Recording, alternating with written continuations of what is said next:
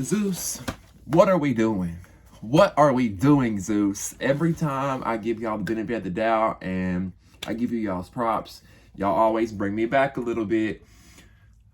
Welcome back to Damien After Dark. If you're new here, go ahead and subscribe if you're not subscribed yet so you can get up-to-date content and when I go live. I'm a little bit late on the Bad Boys review, episode 5.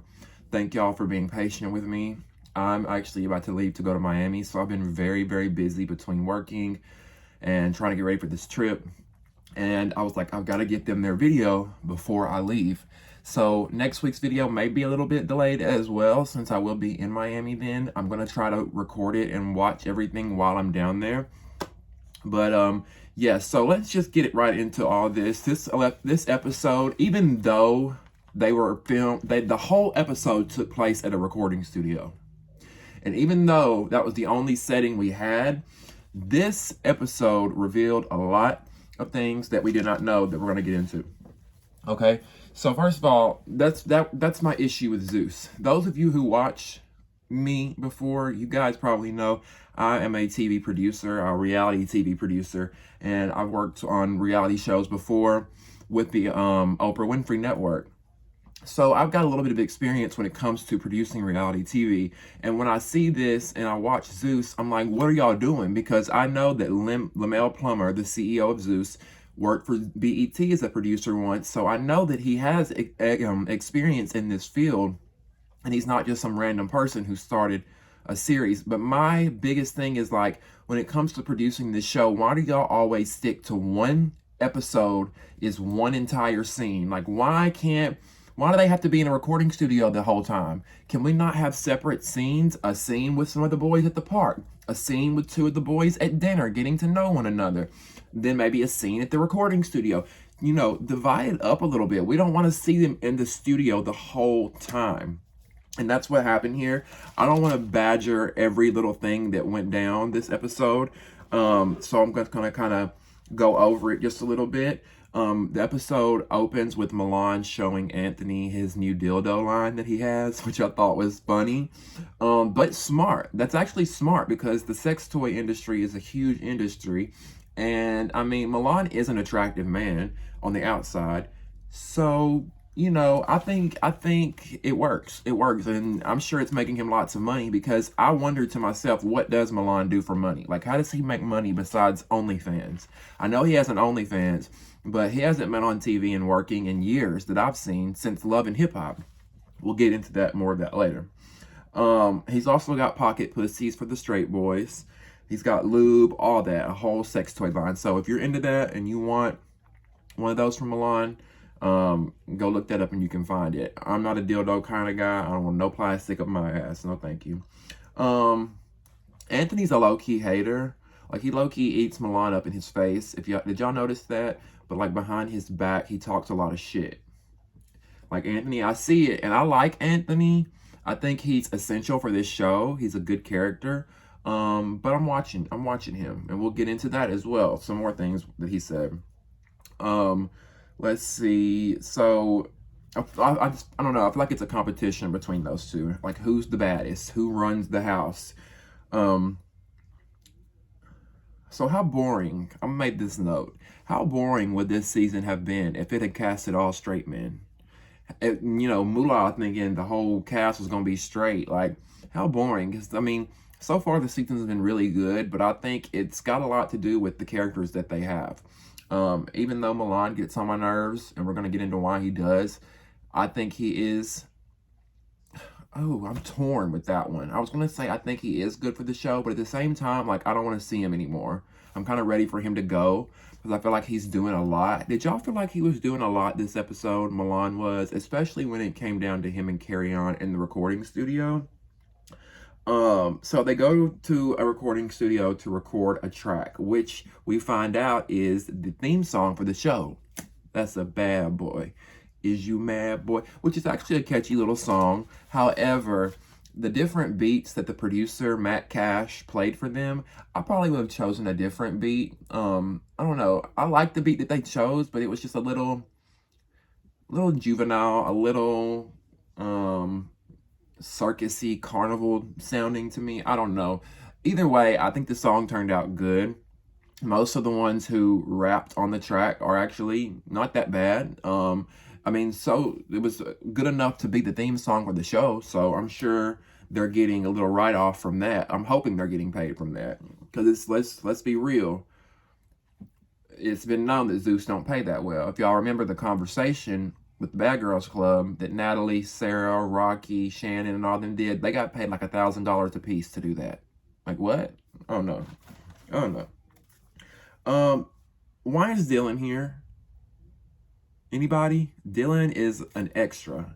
Like, I know I say this every review, but like Dylan is literally in the background every episode with a scratch on his face. I don't know why the fuck they casted him. Just my note there for that. Curtis is coming out of his shell a little bit, and I'm starting to like Curtis. I'm starting to like Curtis a little bit more. He's getting out from under Moolah's shadow and out of Moolah's ass, and we're getting to see who Curtis is.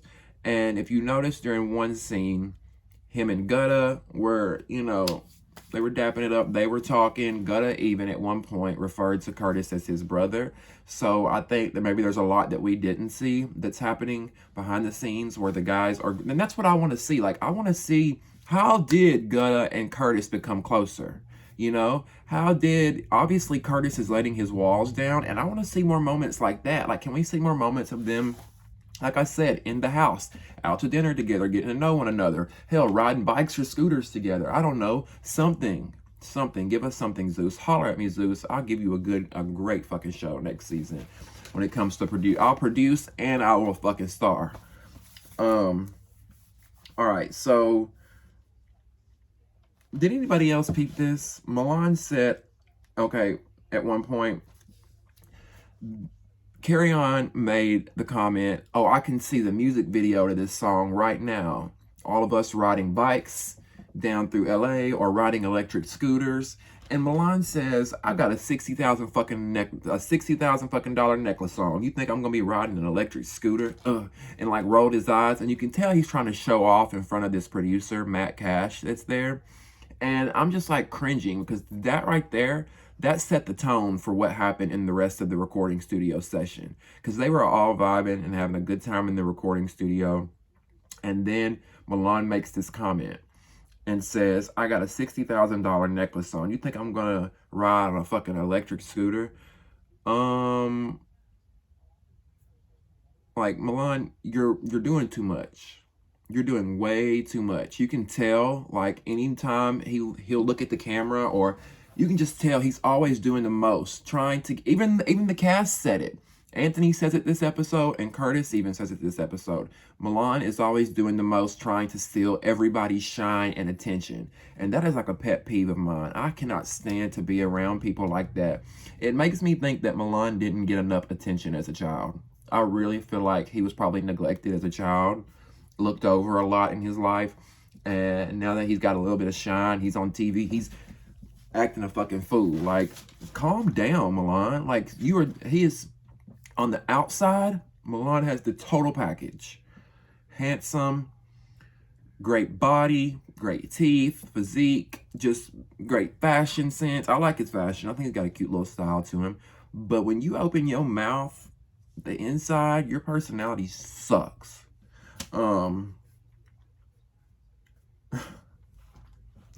Okay, so this episode, the ass of the week, and I have a star of the week. And the star of the week for me is Rel. Darrell brings such comedic relief in his confessionals and when he's just being himself, period. Did y'all catch when he said, Milan, can I wear your chain so I can feel like a gangster?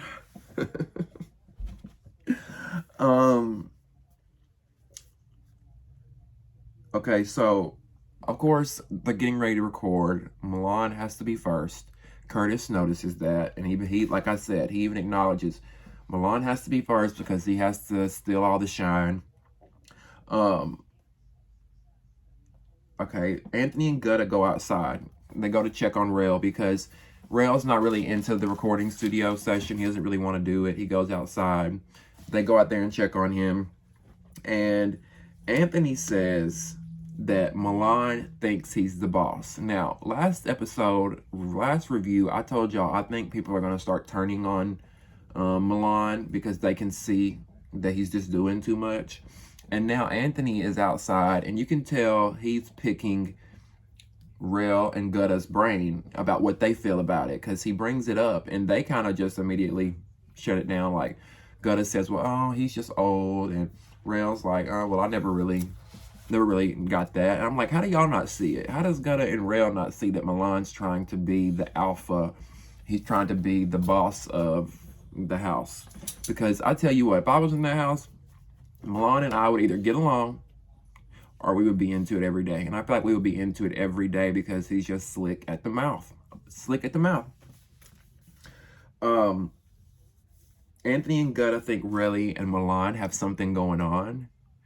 I don't think so. Nothing else has really shown me that other than, I guess, when Rel sat in his lap and Milan put the chain on. But I just think that was a cute little moment they had between one another. I didn't take it as like, are they a thing? And Rel even made a comment, I think we'd be cute together. We'd be we're already the two boys that are running the house. I don't think y'all are running the house. I don't think nobody's really running the house right now. And I think they would be cute together, but I don't think Milan would go with Rel. I think Rel would go with Milan, but I think Milan would probably feel like he's too good for Rel. I really and truly do. He gives me that vibe, like, if you're not some Hollywood hotshot, see and be seen with me, like, you're not going to be good enough for me. I get that vibe. So Matt Cash, which is the producer who's producing the song, has to go. And this is where the drama begins, because he has to go and they don't have anybody to save the song onto the system.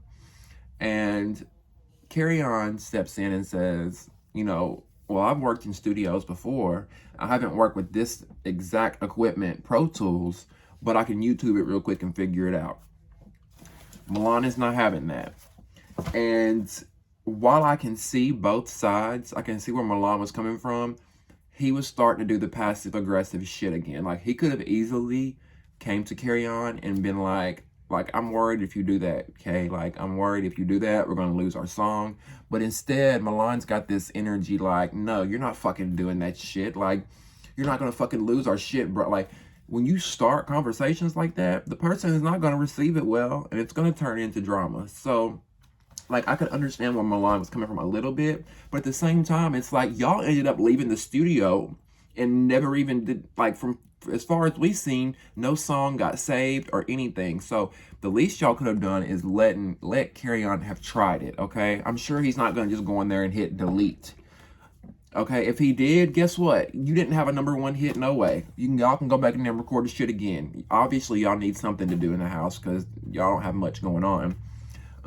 But I think they should have gave Kerrion the chance and let him, at least, if they had no options left to save that song and they needed someone to help them save it, why not get the one who's actually worked in a studio before? I mean, it makes sense. To me, what I took from it is Milan was like, oh no, Kerrion's not about to steal the shine. Kerrion's not about to be the one that saves the day and saves the song. That's what I took from it. Now, things get dark between the two and they start getting ugly and throwing jabs. I mean, they were reading each other back and forth almost equally, but I'll have to give it to Kerrion. Kerrion read Milan worse than Milan read Kerrion, in my opinion, because when Milan kept saying, you pussy, and Kerrion said, you sell pussy, I hit the fucking floor laughing, because it's probably true. I think Milan do sell pussy, for real. Which, no offense, do your thing. If the money was right, I'd sell mine too, okay? But I don't know, like, Milan, he did way too much. And in his confessional, he says, I can't believe the hurtful and disgusting things that Kerrion is saying about me right now. And it's like, are we watching the same show? Because you started it, Milan. If we're watching the same show, you started it with your passive, aggressive, better than attitude. And then that had got Kerrion up and at it. And then y'all just started bumping fucking heads and going at it. Of course, Milan used Kirk Franklin as a comeback when it came to their argument. Like, your own daddy doesn't even want you. Your daddy put you out. Those kind of things. Which, I mean, yeah, it sucks because that is his dad. It's a sore spot for him. But, I mean, they are reading one another, so I guess whatever is fair game. But I was Team Kerrion in this one, of course. However, y'all notice, like, when Kerrion gets mad, it makes you look at him like, because he kind of looks a little, I don't want to say crazy, but he just looks a little out there when he gets mad. Like, on last night's episode, he kept saying, I'm a beast, dude. I'm a monster. I'm a bull. Like, he kept comparing himself to all these animals. And while his feelings were valid and him responding was valid, it was just weird.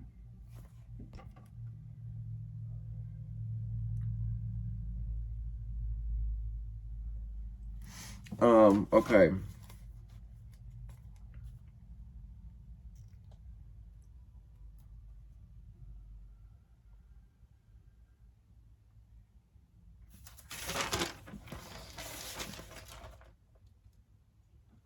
So Milan was trying to show off, obviously. Like, I hate that most of this episode was really about him and Kerrion fighting, but obviously he's doing the most. Milan's doing the most for the camera time. I mean, I'm so torn with Milan because part of what he's doing is smart because he knows that's going to get him camera time. He knows what to do as a reality star. They love to hate you and they hate to love you. So I'm giving him his props. I just wish he would go about it a different way because all that hooping and hollering, like when him and Kerrion got into it in the studio, he was like, that's a bad boy. Like jumping around the studio. He looked like a big ass kid. Milan, aren't you like 40? Aren't you 40? You got Gutta over here, 20-something, sitting here minding his pretty ass self, sitting here with the braids. You know, you got Anthony over here minding his business, Rail in the back minding his business. But your big, old, overgrown ass sitting up here acting a fool.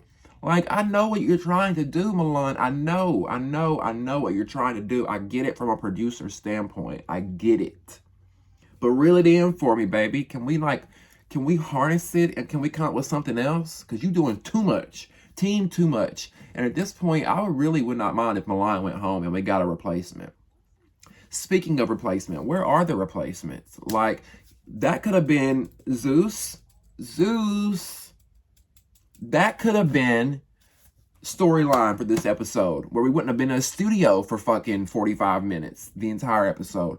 Could we not have gotten, like, 2 replacements to come in? Then we could have went to the studio. You know, we could have chopped this episode up. We could have had the studio session. We could have had replacements come in. Then we could have had the fashion show. Then we could have had a dinner with all the boys at the house. Like, are y'all just being too cheap or something at this point? Because, like, we never see them doing anything. We never see them doing shit. I'm sorry, y'all. I'm getting frustrated with Zeus. And I love the show. It's just like eating a cake with no icing. You know what I'm saying? Like, y'all are missing a few things here. Y'all are missing the secret sauce when it comes to making a great show. I'm talking to you too, Natalie, because you executive produced this shit. And I gave you hell on baddies, and I'm going to keep giving you hell until you get it right. Let's see. So, at one point, Milan and Kerrion are arguing over each one of them not knowing one another.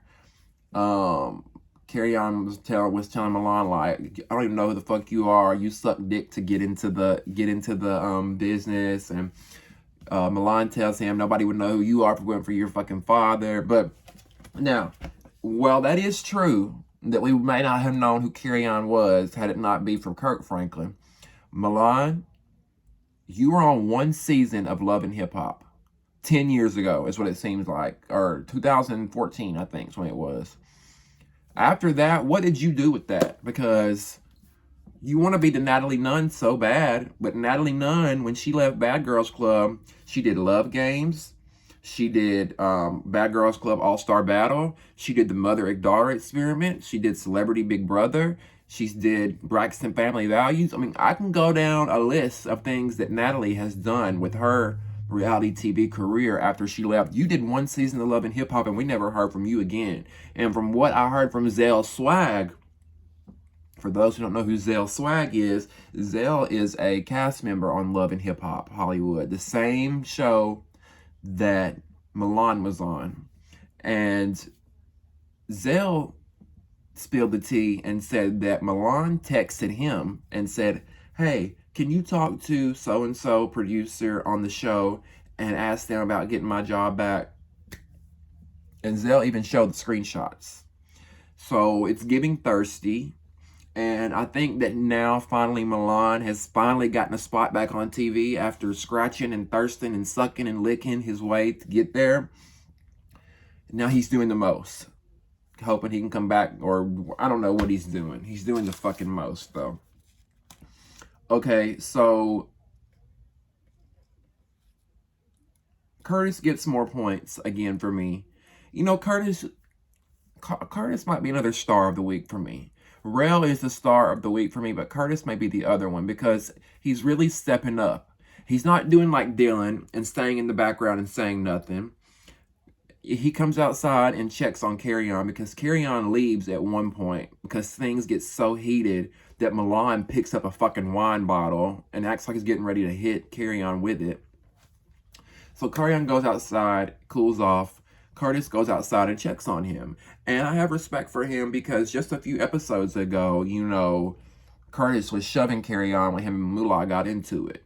So, you know, obviously we've missed something else here. When did Curtis and Kerrion become more cool? Zeus, why are y'all not showing that development of the relationship? Can we talk about it?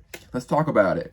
So yeah, I think Curtis is coming out of his shell a little bit more, and I'm glad to see it. And I think by the end of the season, I might like him and Mo a little bit more than what I did at the beginning. What do y'all think? Are y'all liking Curtis more, or is it just me noticing this? Like, I like how he's not just in Mo's shadow agreeing with everything that he says. So they go back inside.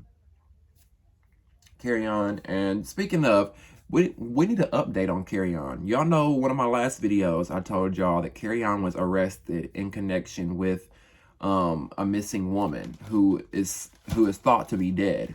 They found Kerrion, pulled him over. He was in the car. He had a gun in the car, and the car belonged to a woman that's apparently dead and missing. So we haven't got any updates yet. I'm still wondering what's going on. And I'm hoping when the Bad Boys reunion comes around that Kerrion is going to actually be out of jail and free to speak his truth about what's going on. And when I get updates, I'll do another video for you guys, or I'll update you on the next review. So Kerrion and Curtis go back inside after Curtis talks to him and calms him down a little bit.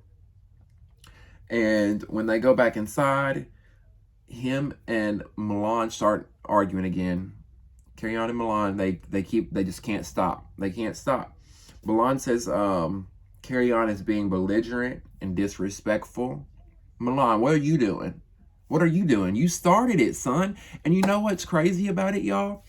Kerrion even says at one point, I gave you your props, Milan. And he did. Because if y'all remember, when Milan was the first one to go in the studio, Kerrion was there at the board, at the little producer thing. You know how they produce on the little thing or whatever. He was there giving Milan his props. Like, good job, Milan. You know, do this, do that, whatever. Like, so I think from that point, Milan couldn't stand it. Even when Kerrion was hyping him up, I think he felt like, oh, nah. Like, this dude thinks he's the producer. Like, Milan, I can't with him. Okay, so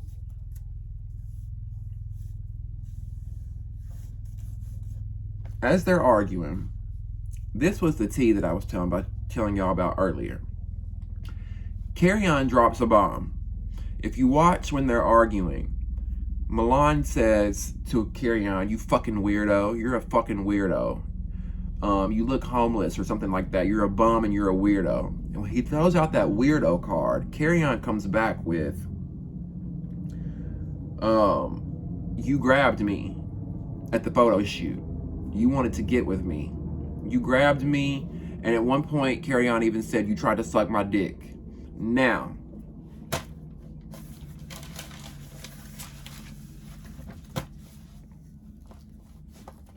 do y'all believe that? Do y'all believe that Milan tried to suck Kerrion's dick? Do y'all believe that Milan touched Kerrion at the photo shoot? This is all alleged, but Kerrion says this. I believe it. I believe it. I believe it. Milan gives me that narcissist vibe that he thinks that he's one of those gays that can hook up with anyone. Milan gives me that vibe that he is one of those gays that can turn a straight man around. And like we were talking about in the last review. And I don't know, like, unless Kerrion is just reaching and threw this out there to try to make Milan look bad, I kind of believe it. Because if you think about it, Kerrion came into the show with on the fence with his sexuality and not giving a direct answer. And I think Milan took that as, oh, I'm fixing to mess around with him. Because whether you like it or not, Milan, whether you can call him dusty, you can call him a bum all day long, you know Kerrion is attractive. You know you think he's attractive. And you know that when Kerrion was on the fence about his sexuality and didn't tell y'all, that you all of a sudden thought you had it in the bag and you was going to nab him. Because I'm not going to lie. If I was in the Bad Boys Clubhouse, I would be like how Gutta was. When if I find out that Kerrion says, you know, he might be gay, he might be straight, he might be bisexual, I would be like, okay, I got a chance. I got a chance, Gutta, we got a chance. I would be like that. So, Milan, you're telling me that you didn't? I don't know, y'all. I kind of believe it.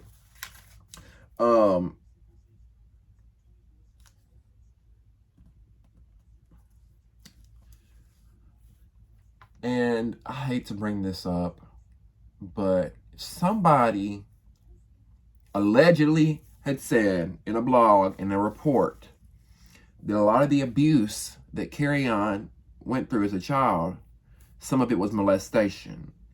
I don't want to put it out there if it's not true.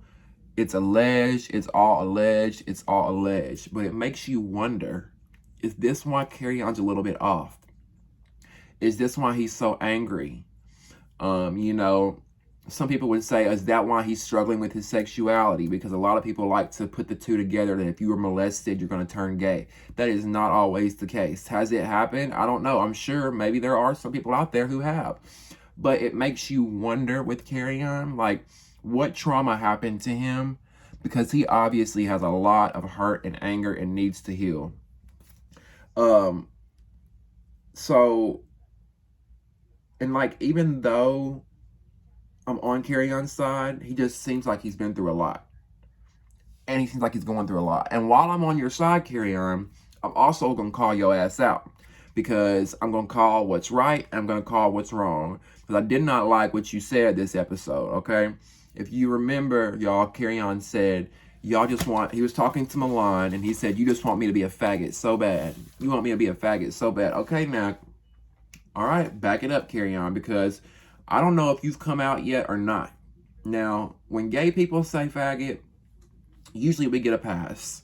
You know, usually we can say things like that. I try not to say it much at all. I really don't. It's not even really part of my vocabulary. However, when you said it, Kerrion, I didn't like it. Because for one, you're not even out. You don't even know if you're gay, straight, or bi, or what. So, I need to know why you said it. To me, like, I don't know. I just didn't like that he said it. Do y'all feel the same way at home watching? Do y'all feel like it was out of line for him to say that you want me to be a faggot so bad? Like, why couldn't you have just said y'all want me to be gay so bad? You don't have to put faggot out there. Now, if you were openly gay or you were openly bisexual, you might get a pass with that. But you're not yet. So I'm going to need you to fall back with it, Kerrion, or I'm going to be on your ass, and not in a good way. I'm going to be on your ass in the next video. So they end up leaving. And like I said in the beginning, they left without, I mean, we didn't get any resolution to whether the song got saved or not. So why didn't y'all let Kerrion save the song? Or let him try? This whole episode was just a clusterfuck. It really was. And my favorite moment, though, do y'all remember at the end when Rel is talking to Kerrion outside by the van? And Kerrion is telling Rel, like, I don't even know who this Milan dude is. Who are you? Who are you? Who are you? That was my favorite moment. Like, I want that as a GIF or a GIF, whatever you call it. I want that. Like, who are you? Like, anytime a bitch tries me, I'll be like, who are you? Who are you? I loved it. I loved it. I loved it. So, they're getting on the bus. They're getting ready to go to a fashion show, and the episode ends. Again, this episode, why we're at a recording studio the whole time, I do not know. Zeus, Lemmy, I need y'all to get it together, please, for me, okay? And for the fans at home, us, especially us gay boys, we love this show. We want this show to be a huge success. We want more and more seasons to come. But I need y'all to get it, like, get on top of it. It's not all about the drama and the fighting. Like, can we get some storyline? Can we find out who these boys are? Because, I mean, and can we get the replacements in? Bring in the replacements. Because Andrew's gone. Dylan, or William, the baddest, is gone. Like, where are the replacements? Bring them in.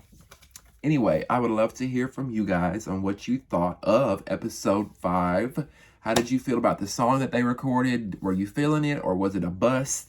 Also, how do you feel about the feud between Kerrion and Milan? Whose team are you on? Do you feel like Milan was doing way too much, or was all of his anger justified? And would you have let Kerrion use his expertise or skills to go on YouTube and figure out how to save the song? Or do y'all say, screw it, let somebody else save the song? I want to know what y'all think. This episode was a lot. And how do y'all feel about the allegations that Milan tried to suck Kerrion's dick and touched him inappropriately at the photo shoot? My cup runneth over. Let me know in the comments below. I'll see you guys on the next review next week. It may be a little bit late, but it will be here. I may film it while I'm in Miami, and if I do, I will drop it ASAP. I love you guys so much for watching, and we'll see you next time on Damien After Dark. See ya.